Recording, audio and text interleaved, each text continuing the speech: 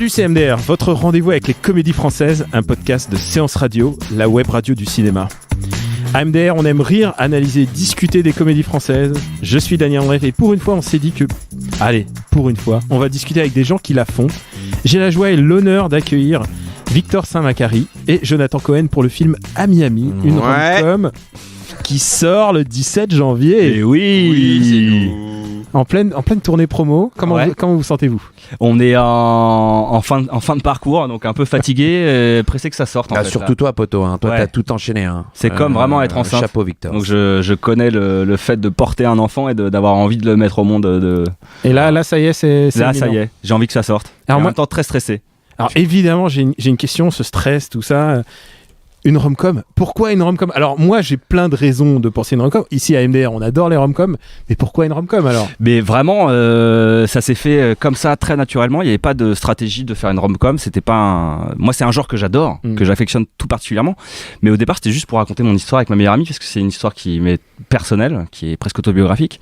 Et ça s'est fait un peu comme ça. C'est-à-dire qu'à la fin du montage, avec le producteur Pierre Guyère, on s'est dit tiens, on a peut-être fait une comédie romantique en fait. Et non, t'arrêtes de s'en apercevoir. Tu veux dire que t'as découvert que t'as fait une rom-com post-factum. C'est-à-dire qu'on a fait une comédie avec des sentiments, une comédie sensible au départ, et en fait ça s'avère être une vraie rom-com. On a joué avec le genre. Finalement sans s'en rendre compte, presque inconsciemment. C'est la première fois que j'entends qu'on découvre le genre de son film après l'avoir fait. Parce qu'il pensait que c'était vraiment un film de genre, tu vois, mais vraiment en mode vendredi presse. On va tuer des gens. Non, et quand tu prends quelqu'un comme Jonathan Cohen, tu te dis on s'oriente quand même vers la comédie quand même. Ouais. Oui, quand même. Faut pas dire que j'allais faire un film c'est un choix de comédie, oui. Il aurait pris aussi Vincent McCain, et puis voilà. Mais t'aurais eu une comédie romantique mais dans un autre genre. Ah non. Qu'est-ce qu'il y a alors ? Qu'est-ce qui se passe ? Ouais, bah quoi ? Genre rien à foutre. Ouais, j'ai chié, j'ai pissé partout. Ouais, je pisse, je bois ma pisse, et alors ? Non, c'est pas vrai. En plus, Vincent McCain, c'est tellement un immense acteur. Respect total. On l'aime bien. Mais c'est sûr qu'on peut imaginer qu'il boit sa pisse. Mais... une pisse évidemment qui est passée tu vois, au tamis. Il reste que les bons oligo-éléments, tu vois, les bons trucs, pas la vraie pisse dégueu, quoi. C'est vendu chez Biocoupe, évidemment. J'ai acheté ma pisse. Canal Saint-Martin. Goûtez-la, putain. Non, mais en fait, ce que je veux dire, c'est que la comédie, elle est souvent romantique, en fait. L'amour, c'est quand même un thème qui traverse toutes les comédies. Donc, effectivement, là, moi, au départ, c'était un buddy movie. Plutôt. Ouais. Et comme c'est le garçon et la fille. Voilà, c'est des buddies. Mais ça s'avère être romantique, puisque effectivement la question de l'amour. Et il y a une tension amoureuse entre les deux. Exactement. J'ai une petite question pour toi. Victoria, tu le classifierais dans quoi ? Ah, pour moi c'est une comédie et c'est même une rom-com pour moi. D'accord. Ah, complètement. Tu vois, Victoria, ça reste de la rom-com, mais ça s'éloigne. Très apprécié ici. On adore. Moi j'ai adoré Victoria. Tellement drôle. J'ai adoré. Puis tu le vois pas venir. C'est trop beau, trop bien réalisé, trop bien joué. Et puis il y a des singes. Ouais. Singes, gars, c'est vrai. C'est genre une comédie avec des singes, on n'en voit pas assez. Non, mais parce que les gens osent pas écrire avec des singes, on se dit que ça va coûter trop cher et au final ça coûte beaucoup moins cher que des poneys. Nous on a fait Palme d'or cette année, il y a un singe. The Square. The Square, hop, tu mets un singe, ça marche. Et alors toi tu as choisi de mettre, on va pas spoiler, on va pas dévoiler, mais toi, que c'est vraiment un spoil ? Un petit peu. Ah, il est pas dans le trailer, il est pas dans le trailer. Ton animal totem, c'est quoi ? L'animal totem, c'est le poney dans le film. C'est pas forcément le mien, moi c'est plutôt les singes. D'ailleurs, il y a des singes, mais c'est plutôt des figurines que la mère offre à Vincent, William Legbill dans le film. Mais le poney, c'est venu à l'écriture. Et on trouvait ça hyper marrant. C'est hyper marrant des poneys. Ouais, c'est pas totalement des chevaux. C'est des mini-chevaux. C'est comme Joséphine Ange Gardien, quoi. Non, mais est-ce que c'est une manipulation de l'homme, le poney ? Ou est-ce que naturellement tu n'es poney ? C'est comme les bonsaïs et on a préparé le poney. On ne sait pas, mais attends, il y a des trucs. Par exemple, les mini-chevaux sont des manipulations génétiques. Alors, il y a des chevaux, les il y a des chevaux nains miniatures, ce qu'on appelle les miniatures, sont des manipulations génétiques. Est-ce que le poney est une manipulation génétique ? On n'a pas d'auditeurs en live, on le saura jamais. Est-ce que toi, Raidel le poney, est-ce que tu l'avais dans le script au début ? Ouais. Donc tu sais pas que c'est une rom-com, on te file le script. Pour moi, c'est un film d'action, clairement. Il me dit voilà, il y a une scène d'ascenseur. Moi, je me dis bon, c'est comme dans Piège de cristal. Au final, tout a été coupé. T'as fait des pompes pour le débardeur. J'ai fait des pompes et tout. Faut me voir, je suis quand même très gaulé dans le film, comme un film sur un d'ailleurs. Je suis toujours gaulé. T'es toujours gaulé. Faux. J'aimerais être beau dans un film un jour. Est-ce que c'est le moment où je name drop quand même ce truc? Bon, name drop, allez. Allez, MDR, on est très... on a donné un nom pour ça. On a dit qu'on est très... notre sexualité, elle est très Jonathan Cohen. On est très Jonathan Cohen sexuel chez nous. C'est vrai, c'est très joyeux. Ça me rend fou ce que non, mais si tu savais le succès chez les hommes, chez les femmes... c'est donc de la semence à base de houmous. Je sais pas, mais en tout cas, on apprécie certainement la bonne chair chez vous. Non, mais c'est vrai que, bon, voilà, pour l'instant, j'ai un certain physique et je l'utilise comme ça. Un sacré mojo, surtout. Ouais, merci. Ouais, t'es beau, putain. Et donc, tu savais pas que c'était allé être une rom-com avant de le faire? Alors, du coup, si, il y avait un peu du fluide de rom-com, on va pas se mentir. Et puis, moi, non. Il y avait de la rom-com, mais c'est vrai que ça, on n'était pas dans les rouages ou du moins les ficelles de la rom-com comme on la connaît, tu vois. C'était, en plus... pas spoiler la fin, mais c'est pas une fin à la rom-com. On n'est pas dans un happy end de ouf attendu avec les mouchoirs. On est dans une rom-com du réel, on va dire. Une rom-com du réel, parce que j'ai pas mieux. Mais c'est une bromance, hein. C'est surtout une bromance. Ouais, à la base. Donc, c'est une bromance, mais c'est assez réaliste sur le ton. Et sur la finalité, ça reste encore réaliste. Tu vois, j'ai pas beaucoup de mots de vocab aujourd'hui.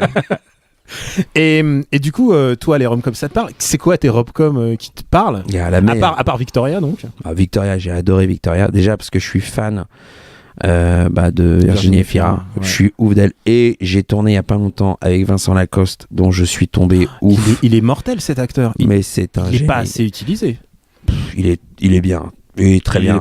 Il est pas mal. Vincent, attention, il tourne 365 jours par an. Mais au-delà de ça... Même quand il dort. Mais tu vois, par exemple, Vincent et William sont le même œuf. C'est-à-dire William Blackbeard, qui est dans Miami. Qui est la star de Miami, qui est vraiment...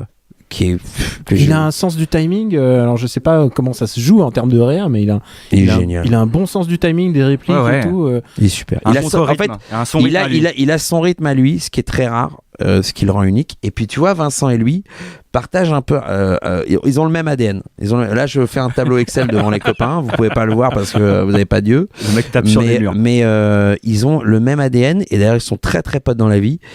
Et il n'y a pas de mystère. Voilà. Et ils vont faire un film ensemble. Ils vont faire un film ensemble. Ouais, putain, peu ce coup là. Le Thomas Lilti. Ouais. La première année, c'est sur les premières années de médecine. Ces deux personnes, c'est des chefs-d'œuvre. Mais vraiment, j'ai eu la chance de les côtoyer.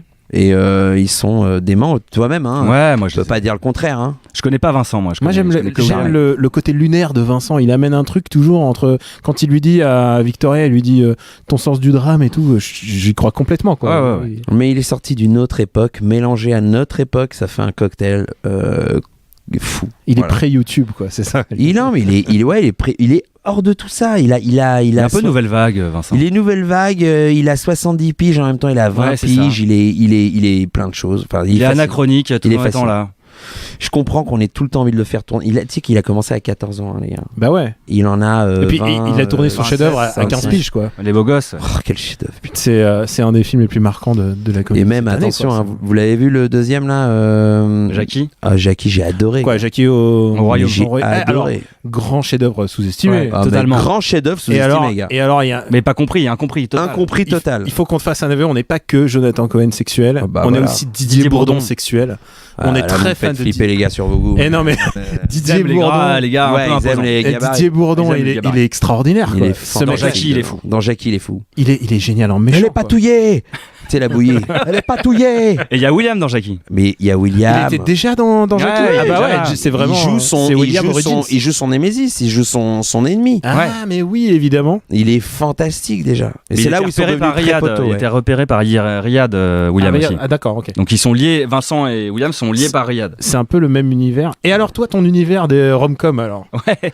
Mais moi j'en aime tellement, j'en aime plein de différents. En général, si tu veux bien briller, tu balances un truc des States, tu vois. Ouais, bah sans Sarah rien ne va par exemple. Ah génial. Quel chef-d'œuvre. Quel grand chef-d'œuvre. Moi j'avais écrit une scène qui n'est pas dans le film où William se faisait larguer par sa petite amie, il se faisait humilier.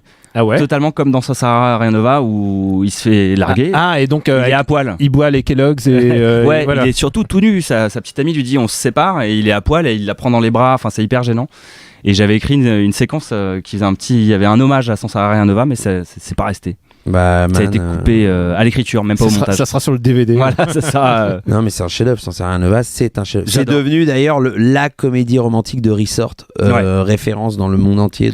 Alors que... Et le spin-off, Get Him to the Greek, est super aussi. Ah oui, il est super. Vachement bien. Mais il y a un truc qui m'a toujours me frappe dans, justement, sans Sarah rien. Ouais, c'est pas si facile. Forgetting Sarah Marshall. Voilà. Ah, bien, ouais. Mais le truc qui me frappe toujours, c'est ce rapport à la thune. Et ça, c'est un truc très récurrent dans les rom-coms, c'est qu'il n'y a pas de problème de thune. Et même, je l'ai pensé en regardant à Miami, c'est qu'ils ont des putains d'appart à chaque fois. Et à Miami, et j'en ai parlé avec les autres chroniqueurs de MDR, à Miami arrive à faire oublier le fait qu'ils ont des putains d'appart. Alors que pas le but. C'est pas sûr. Ils ont de l'argent, mais ils n'ont pas non plus des masses. C'est quand même une génération qui sort vraiment de. Les parents, on a un appart de ouf. Ouais. Ah, les parents, on est chez les bobos, clairement. Après, attention, ils sont en coloc. C'est que là, visuellement, regarde, voilà, je suis Antoine Plaza là. Stéphane Plaza. Je vois le film, je dis bon, on est dans le centre de Paris, au bas mot, on est sur 90 mètres carrés. 90 mètres carrés à 2, on est sur de 2500, 3000. Ouais, c'est rush. Non, en plus, ils sont dans le 19e. Ouais, ça fait du 1002 par personne. Ouais. Faut les lâcher. Hein. Mais 1002, ça veut dire que c'est la moitié de ton salaire minimum. Ouais, bah lui, il a un petit salaire à 2005-3000. Hein.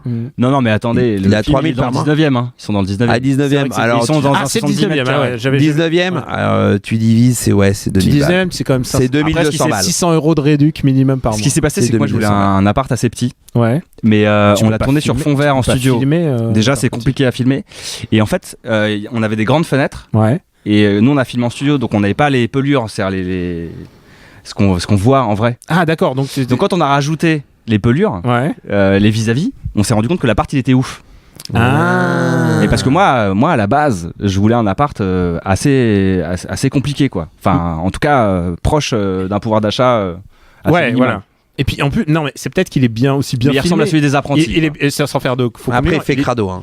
Il est bien filmé parce qu'il y a vraiment une couleur particulière. J'ai l'impression que tu as vraiment travaillé ça. Ça, on a bossé à mort avec le chef déco. Ouais. Ah, ok, c'est bien ce qui me semblait parce qu'en fait, souvent les rom-coms, il n'en sort plus beaucoup d'abord. Ouais. Et souvent, ils sont traités comme. Par exemple, tu vois, je prends par exemple. C'est la fin de la rom-com. Ton premier film, c'est une rom-com. Le premier film de Roche Dizem, c'était une rom-com, mais quand on lui demandait pourquoi, il disait.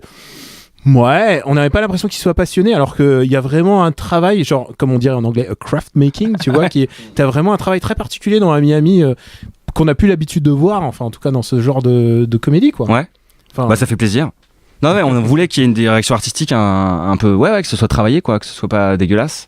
Parce que quand même, le problème de la comédie française, c'est que c'est souvent assez dégueu. Alors maintenant, il faut que je pose la question. Quand tu as quelqu'un comme Jonathan Cohen, et ça, je me pose toujours la question. C'est un pro, pas un pro. Quel est le degré de liberté ? Dis-lui.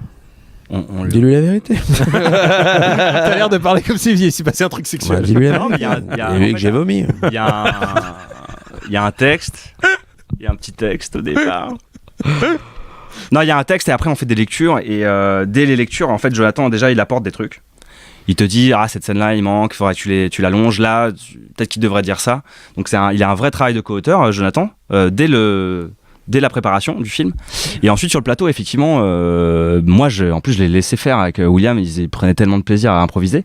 Mais il y a un moment où tu dis, il faut raconter l'histoire, les gars. Donc peut-être on va faire un peu le texte. Ouais. Donc en fait, tu laisses des petites soupapes comme ça de récréation pour les acteurs, mais à un moment, tu resserres. Il y a des fois où quand je me plante ou tout ça, il n'y a pas mieux que le texte parfois. On a sur une séquence, on a notre séquence, tu vois. Le paperboard, là. Le paperboard où, tu vois, j'étais là à me dire, ouais, mais nanani, nanana, j'essaye. Il me laisse la possibilité d'essayer déjà, ce qui est rare. C'est avec le tableau, là, c'est ça ? Ouais, mais c'est après, c'est post. Quand tu lui fais une déclaration, quand je fais devenu vraiment ami. Ouais, et en fait, je voulais un truc un peu. Comment dire, un peu, je sais pas, un truc plus terre à terre, plus. Et j'arrivais pas à le trouver. Total, on a fait le texte et c'était très bien comme ça.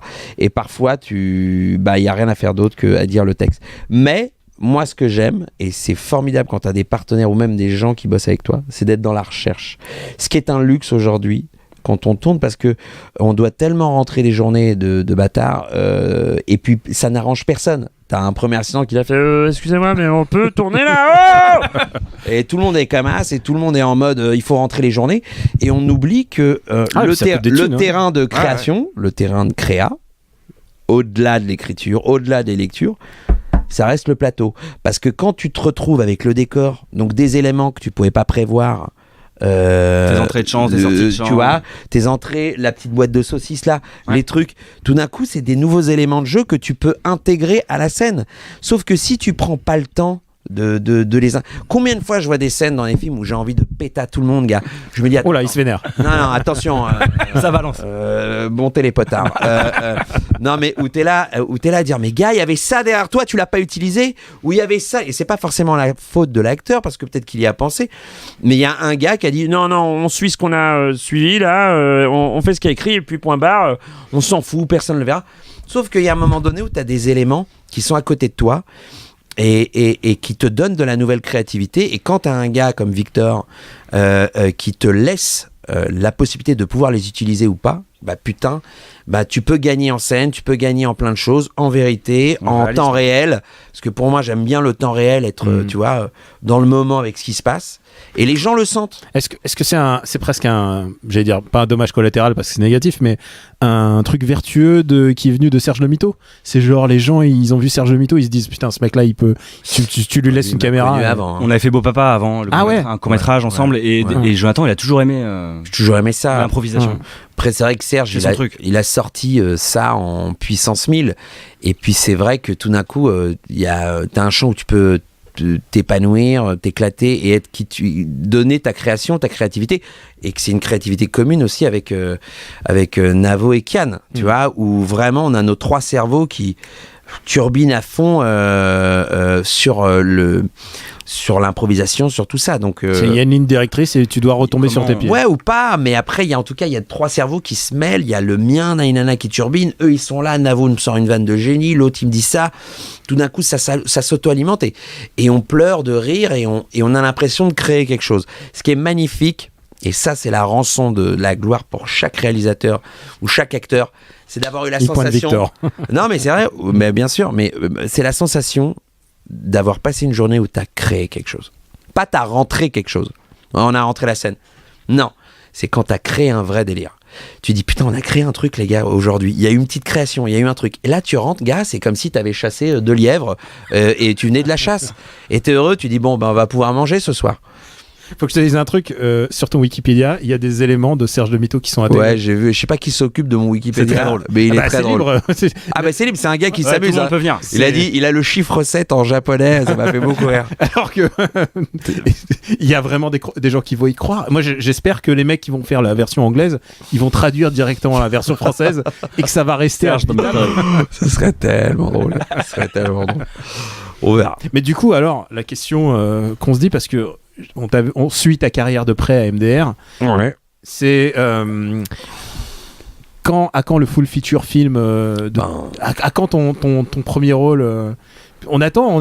Alors écoute, le premier Papa rôle... ou Maman 2, on te voyait 20 minutes, mais c'était les 20 minutes. Les 20 meilleures minutes. Oh, vous êtes gentil. Ah non, sérieusement, quand ça écôte quoi. Vraiment. Ah bah t'es un amour. Scène de baston à poil, mec. Scène de baston à Walp. Ah oui, s'il te plaît. C'est vraiment ma Walp. Hein.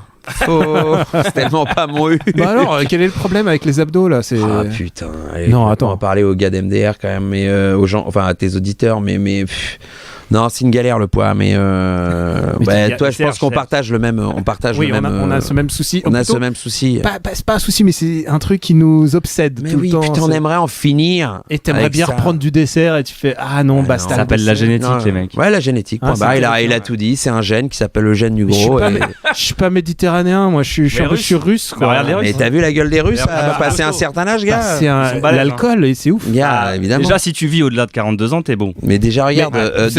Vous savez ce qui est en train de se passer en Russie, c'est qu'ils sont encore en train de fêter Noël. Ah ouais. Oui, puisqu'ils ont le Noël russe. Là, c'était il y a un jour d'enregistrement, et ensuite ils ont le Nouvel An derrière. Ils sont rebous pendant 30 jours. Zapoy. Non mais tu te regardes Depardieu depuis qu'il est devenu russe, gars, le beat qu'il a. Il est bien. Il a pris 100. Mais déjà, Obélix l'avait préparé. Ouais, j'avoue. Il chante Barbara, du coup. Non, mais ouais. Donc bon, écoute, le premier rôle, là, écoute, il y a pas mal de choses qui arrivent. Dans les bacs. Alors, il y aura du bon, certainement, j'espère. Il y aura du moins bon, on verra. On n'est pas à l'abri d'une bouse. Parce qu'il faut être honnête, on n'est pas à l'abri d'une bouse quand on fait des films. J'en ai fait quand même beaucoup pour travailler, pour vivre. Franchement, tu te... Mais Tu t'en sors vraiment bien. Je me mate toutes les comédies qui sortent dans l'année, toutes sans aucune exception. Et non, tu t'en sors vraiment bien. Ouais, t'es gentil. Non, mais après, non, mais ce que je veux dire, c'est que, écoute. Même dans une bouche, t'es bien, mec. Non, t'es gentil. Mais non, mais après, aujourd'hui, depuis Serge, il y a effectivement un cap qui est passé, professionnel. Papa ou Maman 2. Il y a eu Papa ou Maman 2, tu vois, comme dans un cercle vertueux où tout d'un coup, il y a des bonnes choses qui s'alignent. Je peux pas ne pas name dropper Coexister, quoi. Coexister, mec, c'était charmé. Alors, le film a relativement marché, parce que ce n'est pas un échec dans le sens où on a fait quasiment 700 000 entrées, qui aujourd'hui n'est pas horrible comme chiffre. C'est bon à prendre. Sauf qu'on annonçait 3 millions, ouais, les gens du métier. 1,5, 2 millions, sauf que bon... C'était formaté pour ça, c'était formaté formaté, après, gars, on va pas se mentir, en termes, comment on appelle ça, de... Marketing. Marketing, il était... faire rire avec le communautarisme aujourd'hui. Mais non, mais en fait, les gens n'attendent que ça. Ils veulent juste... Je suis désolé, le micro, je le prends dans tous les sens. Ils n'attendent que... mais c'est une star du rock. Hein, non, mais depuis tout à l'heure, je le tiens à la Johnny, le micro. Mais non, mais les gens n'attendent que ça. Ils veulent juste avoir, en tout cas, la certitude que c'est traité avec intelligence et goût. Si on leur donne la sensation, ou du moins l'image, on renvoie l'image que c'est une bousasse ou que c'est traité avec les grosses ficelles et les trucs comme ça, les gens, moi je les comprends, je vais pas l'avoir, tu vois, mais par contre les gens qui l'ont vu sont toujours surpris. Et ils sont agréablement surpris. Et faut que je te fasse une confession. On parlait de Jonathan Cohen sexualité. Je crois que j'ai jamais autant regardé une chanson de Florent Pagny de ma vie sur YouTube. Genre, quand tu fais le petit geste, là, savoir donner, putain, mais tu mets tellement de vie là-dedans, je sais pas comment tu fais. J'ai tellement kiffé faire ce film. Ah non, mais ça se voit que vous kiffez, quoi. C'était une vraie rencontre, vraiment. Ramsey, moi, Tonquédec, qu'on adore vraiment, et Eboué. Et toute l'équipe des Bouées qu'on connaît pas, mais il y a des gars comme John Wax qui sont des fous furieux. Tu fais le clip là. Ouais. C'est lui qui fait le clip le rap gay. Non, ça c'est JB, ça. Ah, c'est JB. Le blague est fou. Le rap gay, il faut qu'à chaque fois que je rentre sur scène pour MDR, on chante le rap gay. C'est trop puissant. Il y a tellement de bonnes idées. Il y a des faiblesses, évidemment, on va pas se mentir. Mais il y a tellement de bonnes choses. Il y a de la sincérité, il y a du smart. Et putain, qu'est-ce qu'on a ri, qu'est-ce qu'on a aimé faire ce film. Mais bon, tu veux que je te dise un truc, c'est pas grave. Balance. Non, il y a rien à balancer. C'est comme ça, c'est la vie. Le game commence à être de plus en plus dur. Voilà, c'est tout. Il y a beaucoup de films qui sortent tous les mercredis. Alors... Justement, je voulais y revenir, c'est que tu dis le game, mais c'est une année très particulière parce qu'il y a très peu de comédies qui sortent en début d'année. Vous êtes presque la première en fait. Yep. On ouvre le bal. Ouais. Juste avant, il y a les Tuches, il y a Danny Boone. Non, mais vous avez eu Momo juste avant avec Christian Clavier, qui marche pas mal. Alors, pas à Paris évidemment, mais en dehors de Paris, par contre, ça. Les gens trouvent ça très marrant, je crois. Alors. Mais attention, le gars est très marrant, Sébastien Thierry. Ouais. Ah ouais, il a un univers à lui. Faut aller le voir au théâtre. Il est très très drôle. Non, et d'ailleurs, moi, sa tête, par exemple, je suis très content de la voir au cinéma. Quand je vois même l'affiche, elle est un peu ripou, de voir sa tête, une nouvelle tête comme ça, dire ah tiens, il change. Ça fait du bien de le voir, un gars comme ça. Et c'est aussi ça, le truc, c'est pourquoi, pourquoi faire, si tu fais une rom-com, pourquoi tu prends quand même William, tu prends Margot qui sont quand même des new face. Pourquoi pas Alexandra Lamy? Est-ce qu'on va pas essayer de t'imposer des à un moment, il était question de vieillir les personnages, mais moi, je voulais traiter de cette période-là qui est 25 ans, qui est la pré-trentaine, qui est un âge qui est très très rarement traité au cinéma. Vraiment. Et que moi j'adore, c'est l'âge entre l'adolescence et l'âge adulte. C'est une période intermédiaire comme ça, hyper intéressante à traiter. Et à un moment, on m'a dit ce serait plus cool qu'ils aient 35. Sauf que s'ils ont 35, pourquoi ils seraient en coloc? Enfin, j'avais pas du tout envie de faire ce genre de film. Moi, j'avais vraiment envie qu'ils aient 25 ans, et du coup je suis allé vers ces jeunes gens, et le producteur, encore une fois, Pierre Guyard, m'a donné carte blanche pour voir ce casting là, qui est le meilleur producteur de France, gars. Ah ouais. Il a produit Les Combattants. Là, Combattant, très très bon, que je classe dans les comédies, pour moi. Ouais, moi aussi. On rigole vraiment comédien bien. Comédien chambé. Franchement, c'est l'image de Pierre Guyard. Et là aussi, Kevin Azaïs, Adèle Haenel, c'était assez audacieux comme casting. C'était du nobody, et puis tout d'un coup, ça devient quelque chose. Et puis, non, mais en fait, Pierre Guyard, il a du goût. Il parie sur les talents, il parie sur des comédies qu'il a envie de voir, des comédies qui lui ressemblent, des comédies qui ressemblent aux auteurs. Il n'a pas envie de dénaturer la voix, la plume, la vision d'un auteur, ce qui est déjà, pour moi, le vrai rôle d'un producteur, au-delà de réussir à faire son film et de rentrer encore une fois dans le game de comment on produit un film, c'est-à-dire bankable, pas bankable, tout ça, c'est autre chose. Ouais. Lui, il arrive avec le peu de moyens, parce qu'il faut encore savoir un truc, c'est quand même un film, il y a peu de moyens, Et pourtant, quand tu vois le film, il n'y a pas une seconde, tu te dis que ça manque de pognon. Tu te dis pas, parce que quand tu regardes à Miami, non, tu as l'impression que c'est vraiment bien produit, quoi. C'est super bien excessivement bien produit. Je te le confirme parce qu'il y a un très bon réal, parce qu'il y a un super chef-op, parce que le pognon, il est mis aux bons endroits. Et ça, tu montes, tu descends. Voilà, c'est ce qui fait la différence. Et avec beaucoup d'autres films qui ont un peu plus d'oseille, où la thune, tu la vois pas, où tu dis il y a eu combien pour faire ce film ? 8 millions d'euros. Pourquoi ? Ils sont tous dans un appart. J'ai une comédie que j'adore name dropper dans ces cas-là. Il y a Les Naufragés avec Daniel Auteuil. J'ai pas vu. Ouais, mais ça a coûté 15 millions et tu vois pas et tu sais pas pourquoi. Ils ont fait moins de 100 000. On s'en sort 1000 et comme ça, on va pas commencer à saloper le film. C'est pas le but, mais il y en a 1000 où tu dis pardon. Oui, pourquoi 11 millions là-dedans là. Il y a eu un décor naturel et le reste c'est du studio. Non, sérieusement, il y en a 1000. Mais Pierre Guyard, c'est pour ça que Pierre Guyard c'est l'avenir. Et d'ailleurs j'étais très content aussi de faire ce film pour rencontrer Pierre Guyard et pour rencontrer aussi William, que j'admire, que j'admirais surtout avant d'accepter le film.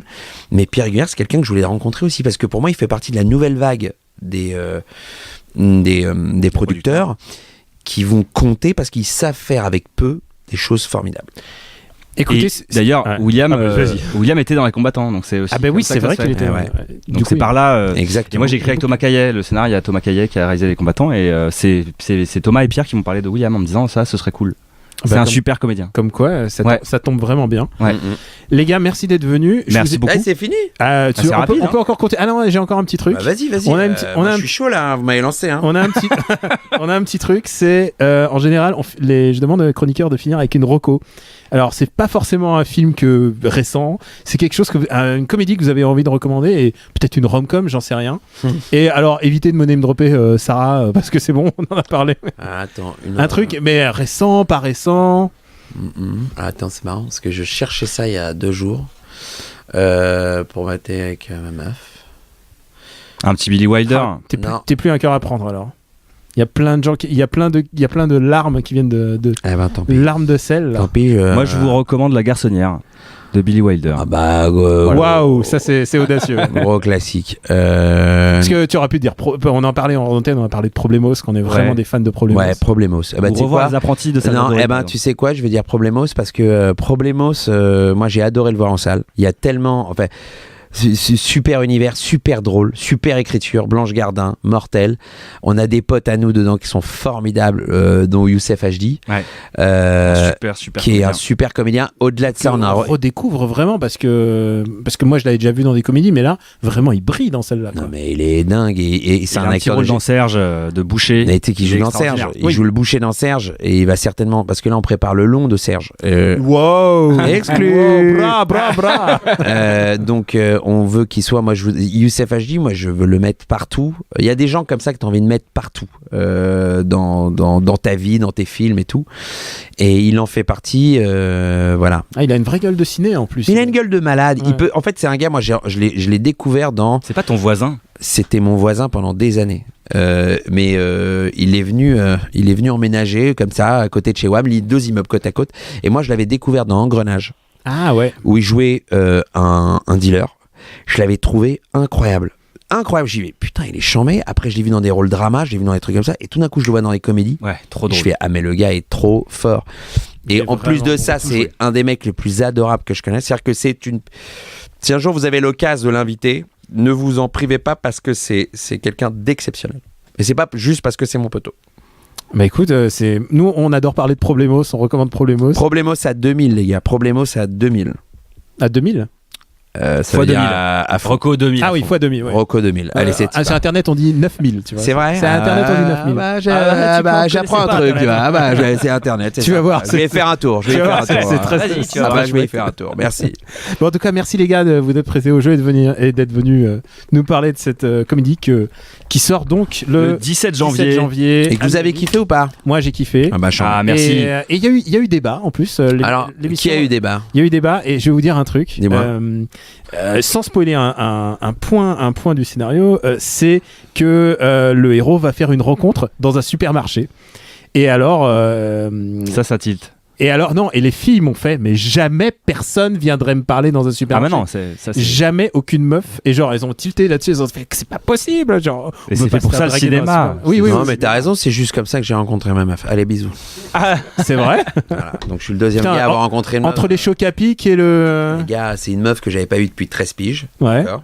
Bon, et voilà, elle est là avec ses écouteurs au supermarché, gars.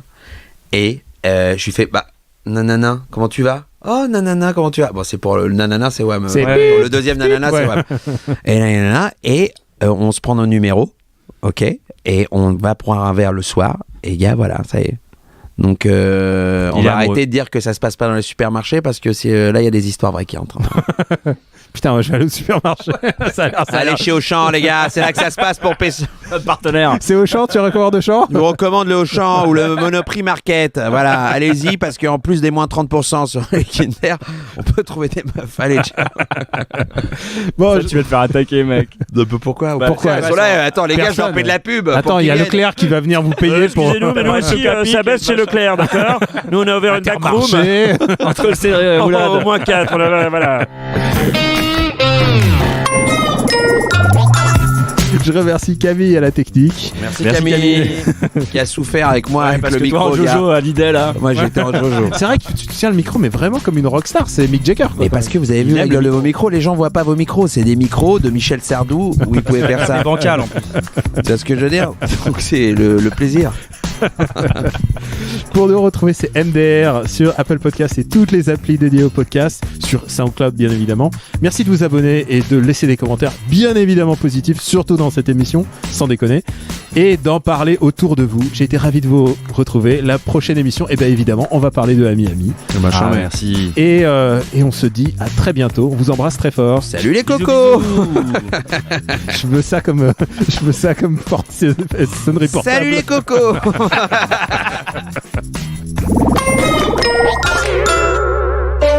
Bonjour, c'est Betty Mourao. 2018 se fait sous le signe de la nouveauté. Je vous donne rendez-vous chaque mercredi à 19h pour découvrir mon film coup de cœur de la semaine avec à mes côtés un invité. C'est Michel Larocque. Retrouvez-moi dans Un fauteuil pour deux sur Séance Radio. On a le plaisir de recevoir Baptiste Le Caplin. Bonjour Baptiste. Bonjour. Merci beaucoup François-Xavier de Maison. Je ne peux que vous dire M. Merci. Non, faut pas répondre, merci. Redites-le moi. M. Je prends. Un fauteuil pour deux, chaque mercredi à 19h sur Séance Radio et sur toutes les applications podcast.